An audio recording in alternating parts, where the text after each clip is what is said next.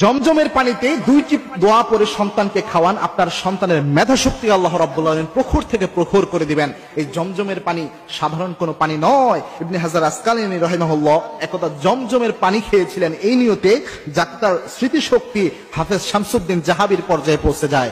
আল্লামা সৈয়দ রাহিমাহুল্লাহ বলেন, এই নিয়তে ইবনে হাজার আসকালানী যখন জমজমের পানি খান, শুধু হাফেজ শামসুদ্দিন জাহাবির মতো নয়, হাফেজ শামসুদ্দিন জাহাবির চেয়ে অনেক বেশি স্মৃতিশক্তি আল্লাহ তার বাড়িয়ে দেয়। শাইখ আলবানীর, আল্লামা ইবনে হাজার আসকালানীর তার এই স্মৃতিশক্তি এর চেয়ে অনেক বেশি বেড়ে যায়। সুতরাং এই স্মৃতিশক্তি বাড়ানোর জন্য জমজমের পানি খুবই গুরুত্বপূর্ণ।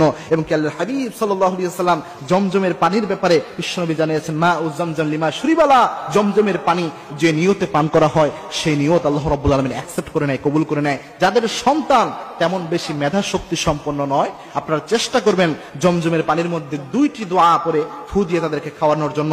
একটি দোয়া যেটা বিশ্বনবী নিজে জ্ঞান বৃদ্ধির জন্য পড়ে ফু দিয়েছেন, বুখারী শরীফে হাদিস এসেছে, বুখারী শরীফের 143 নম্বর হাদিস। ইবনে আব্বাস রাদিয়াল্লাহু তাআলা আনহু একদা বিশ্বনবী সাল্লাল্লাহু আলাইহি ওয়াসাল্লামের কাছে আসলেন, তাকে দোয়ার জন্য নিয়ে আসা হলো।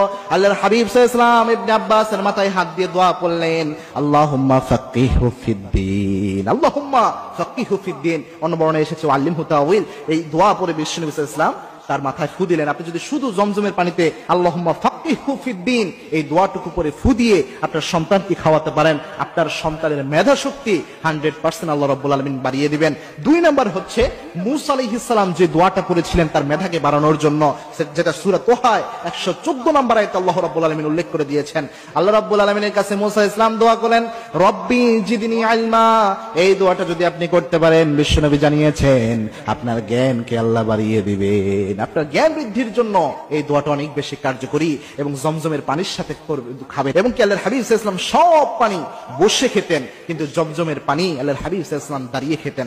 সাহাবায়ে কেরাম প্রশ্ন করলেন, ইয়া রাসূলুল্লাহ, সকল খাবার সকল পানি তো আপনি বসে খান, জমজমের পানি কেন আপনি দাঁড়িয়ে খান? আল্লাহর হাবিব সাল্লাল্লাহু আলাইহি ওয়াসাল্লাম বললেন, লিতাআজিমি আখি ইসমাঈল, আমার ভাই ইসমাঈলের সম্মানে আমি দাঁড়িয়ে যাই। বিশ্বনবী জমজমের পানি দাঁড়িয়ে খেতেন ইসমাঈল আলাইহিস সালামের সম্মানে। এজন্য দাঁড়িয়ে খাওয়াটাই এটার সুন্নাহ। সুতরাং যখনই জমজমের পানি খাবেন দাঁড়িয়ে খাবেন এবং একটা নিয়ত করে খাবেন, কিবলামুখী হয়ে একটা নিয়ত করে জমজমের পানিটা পান করবেন। আল্লাহ রাব্বুল আলামিন এর বারাকা ইনশাআল্লাহ দান করবেন। দেখেন, এই আমলগুলোর ব্যাপারে আমরা তেমন ওয়াকিবহাল নই। এই আমলগুলো আমরা গুরুত্ব সহকারে সিনসিয়ারলি আমরা নেই না, এবং কি দোয়াগুলো আমরা করি না। মনে রাখবেন, এই সিনসিয়ার দোয়া লাইক এ মিসাইল হামলা করলে যেমন মিস হয় না, দোয়ার মতো দোয়া করতে পারলে সেই দোয়া আল্লাহ রাব্বুল আলামিন খালি হাতে ফেরত দেয় না। এই দোয়াগুলো অবশ্যই সিনসিয়ারলি ইয়াকিনের সাথে মনের মধ্যে দৃঢ় বিশ্বাস নিয়ে আমাদের করা উচিত। তাহলে আল্লাহ রাব্বুল আলামিন এর বারাকা আমাদের দান করে দিবেন।